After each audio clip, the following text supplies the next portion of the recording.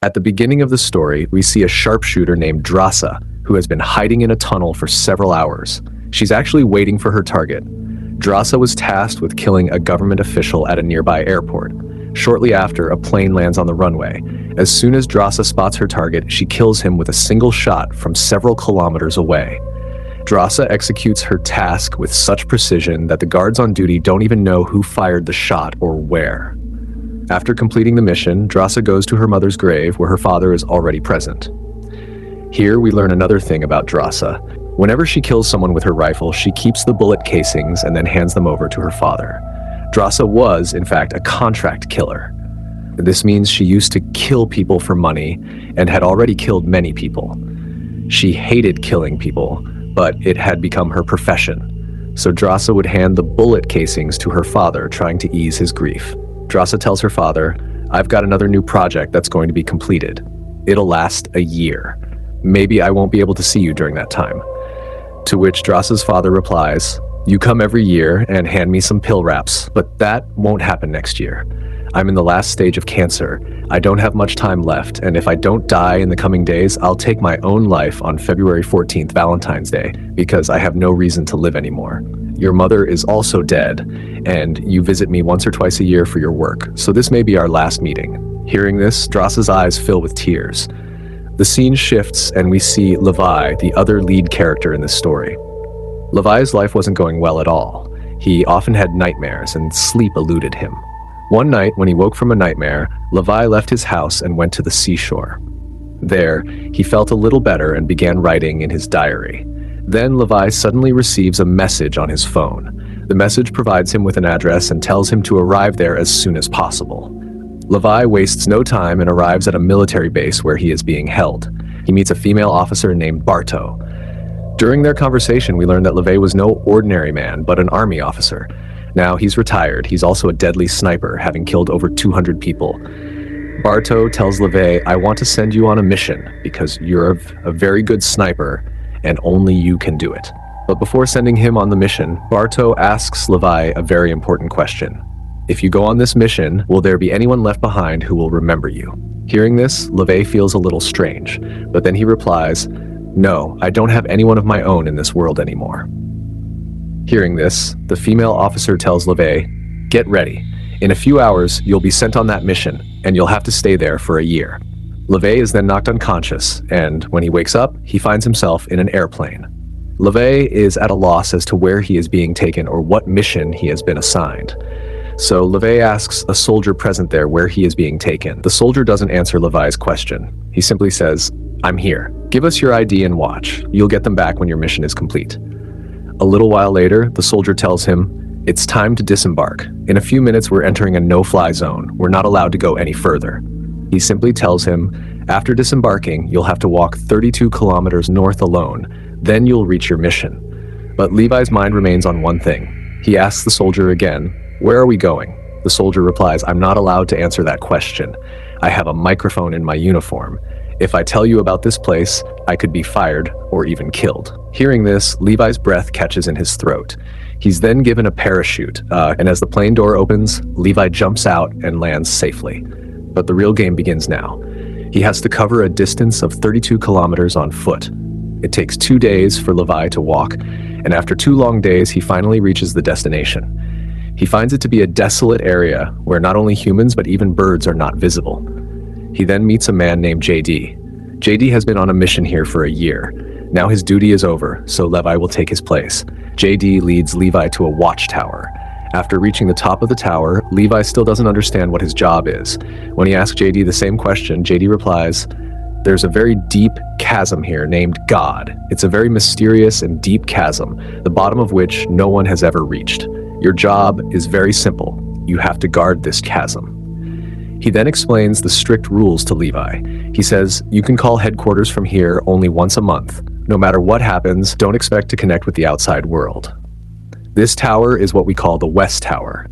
Right in front of it is the East Tower. It's Russian. A guard is on duty there too, but no contact is allowed between the two of you.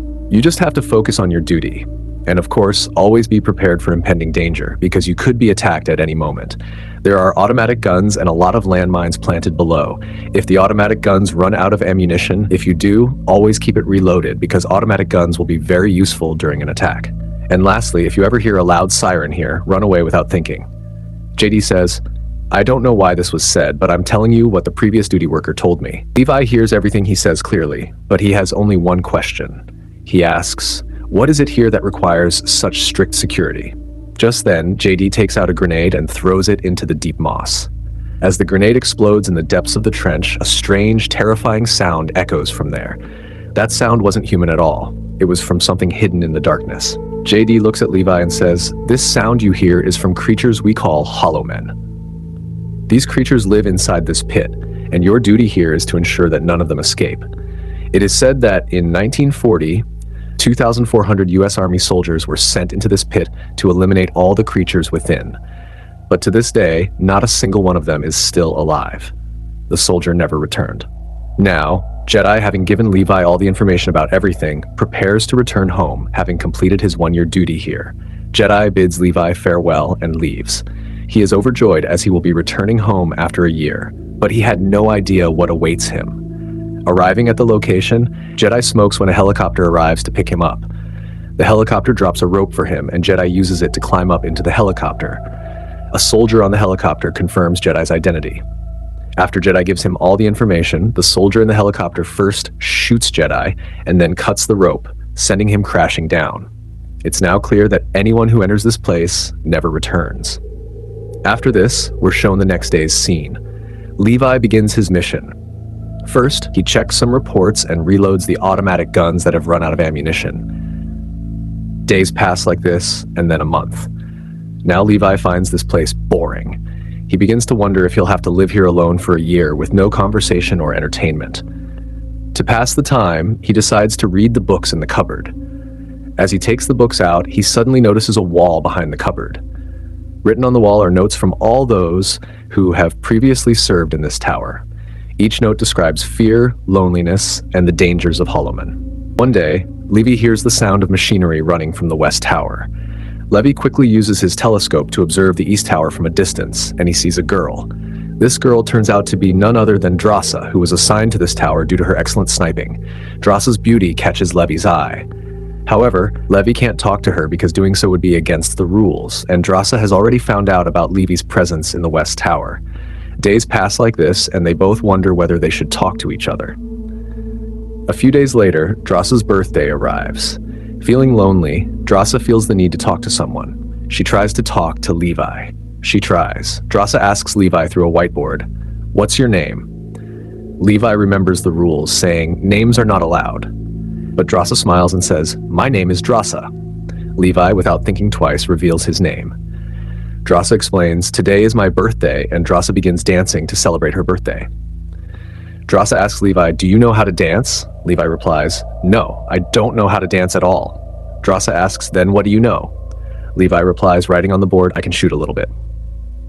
Drasa then tests his shooting skills by placing a small bottle in front of him on her tower, and Levi, aiming at his target, smashes the bottle with a single shot. Drasa wasn't about to be left behind. She too demonstrates her shooting skills, hitting a small bottle in Levi's tower with perfect accuracy. Through this, Levi learns that Drasa is no ordinary girl, but a deadly sniper. Gradually, their conversation grows. Drasa and Levi begin to understand each other, but only when they are engrossed in conversation. Drasa's gaze suddenly shifts to the pit below. She sees some terrifying creatures, hollow men, rapidly climbing toward the west tower. She quickly alerts Levi. "Look down, some crutchers are heading your way." Levi looks down, his eyes widen in shock. Not just one or two, but thousands of crutchers are advancing upwards. Without wasting any time, he picks up his sniper rifle and begins shooting the creatures one by one. But the number of crutchers is so great that Levi cannot handle them alone. So Drasa also opens fire with her machine gun. Crutchers are now advancing toward the west tower, Drasa's own. Both of them begin to kill these creatures from their respective sides. But then Levi sees that one of the creatures has reached Drasa's tower above, and just as the crutcher is about to attack Drasa, Levi uses his superb sniping skills from the east tower to kill the creature. Levi and Drasa realize that if they are to survive in this dangerous place, they must fight together. After everything is handled, Drasa declares, "It was the best birthday of my life." The next morning, Levi removes the landmines below.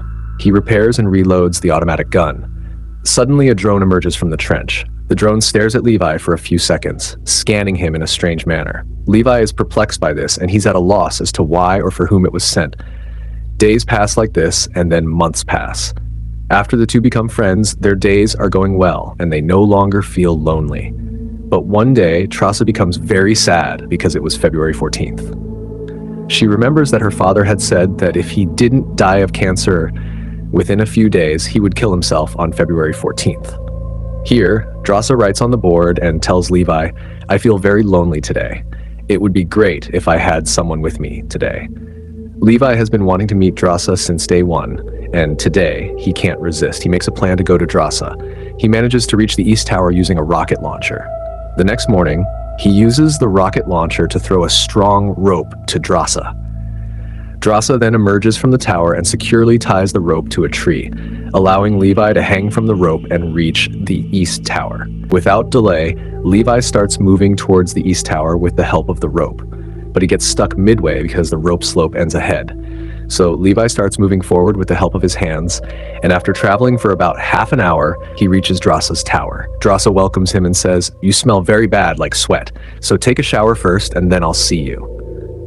Levi laughs at this. He doesn't say anything, just nods his head in agreement.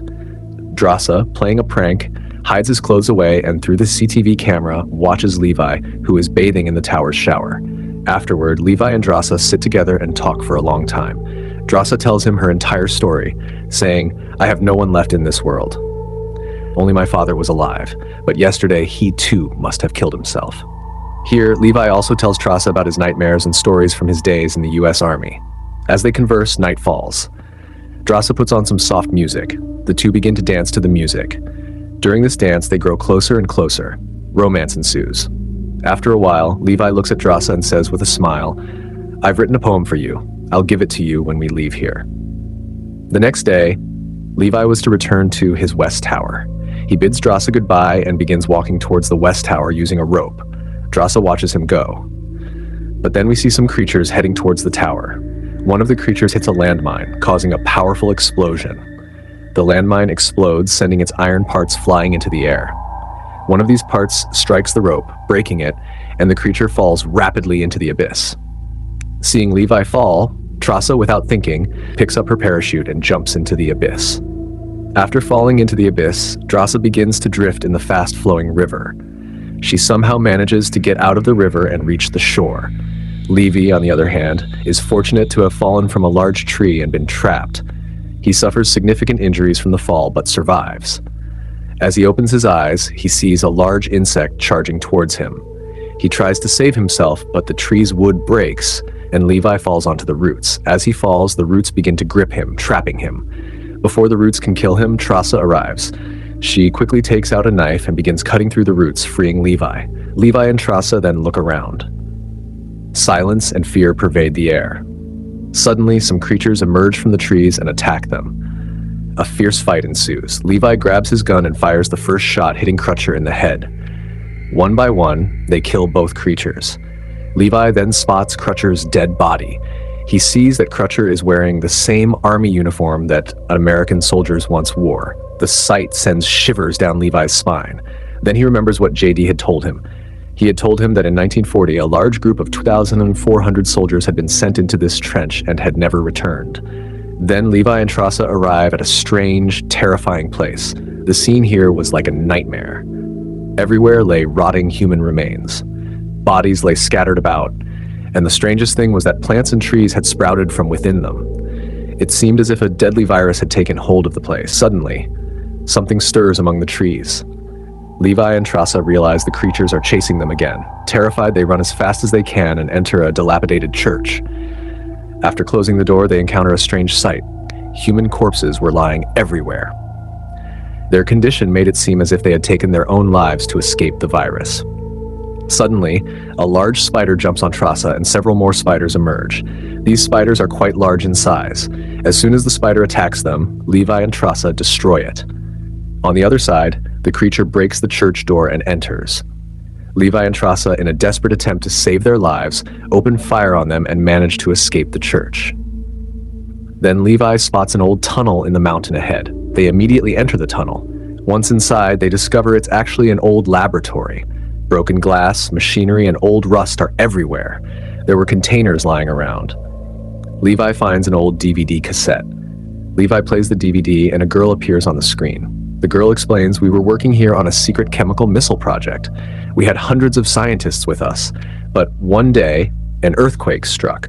The powerful tremor caused the missile's chemicals to leak. The toxic chemicals began to spread into the air. Within hours, people began to become infected with the virus."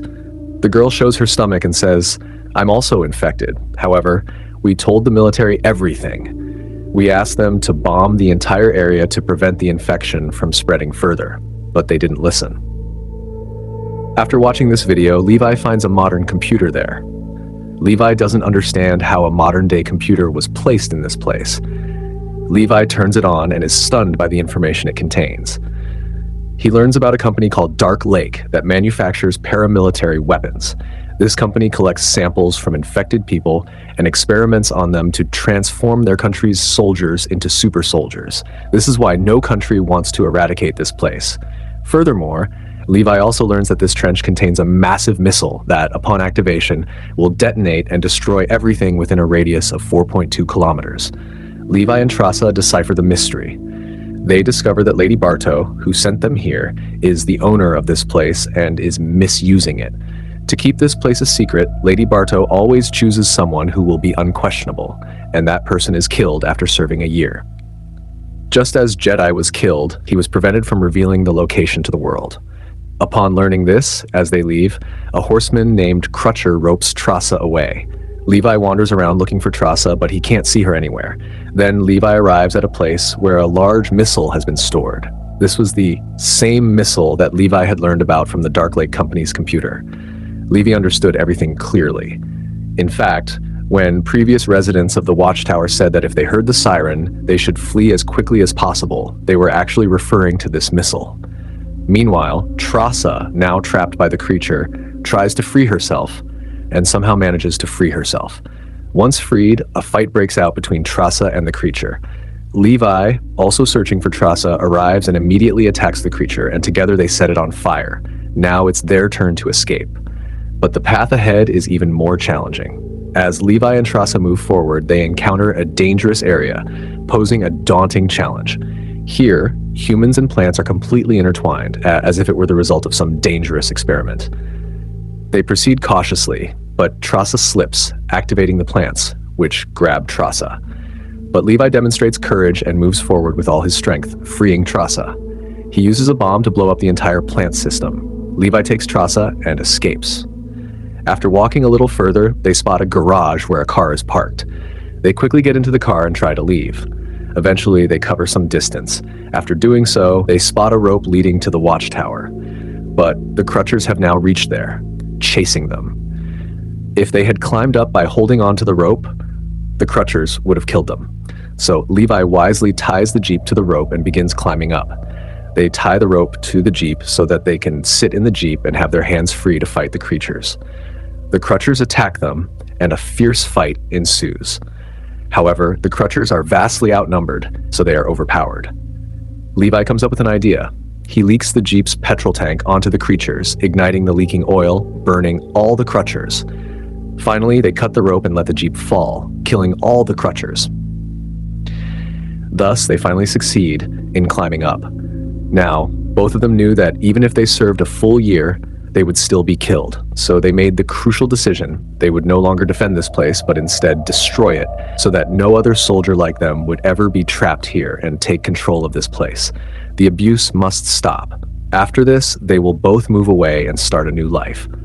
Trassa says, "I have a place to hide in France. We will go there, get married, and spend the rest of our lives there."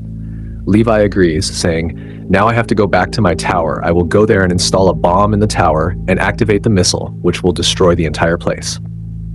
Levi then uses a rope to reach his tower. Meanwhile, Lady Bartow contacts Levi and asks, "Did you go into the hole?" "Someone turned on our computer." Levi lies, saying, "No, I didn't." But Bartow knows Levi is lying. She saw everything on the security cameras, showing Levi and Trasa going into the hole. Nevertheless, she continues saying, "If you didn't go, then it's obvious that the guard from the West Tower did all this. You must do one thing. Kill that man from the West Tower, Trasa, because he broke the rules." Levi agrees, but Bartow understands that he won't kill her, and she understands that the two of them are now in trouble. They're going to escape and tell the world about this place. That's why she arrives here in a helicopter. But before Bartow arrives, the two have already made their preparations. Levi takes the longest shot of his life, shooting directly at the tower, which is connected to the missile directly below, setting off a loud siren. They're running out of time. They both run as fast as they can because when the missile explodes, it will destroy an area of 4.2 kilometers. Levi and Trasa both run as fast as they can towards the forest. Trasa manages to escape, saving her life. However, Levi's leg is injured, preventing him from running fast.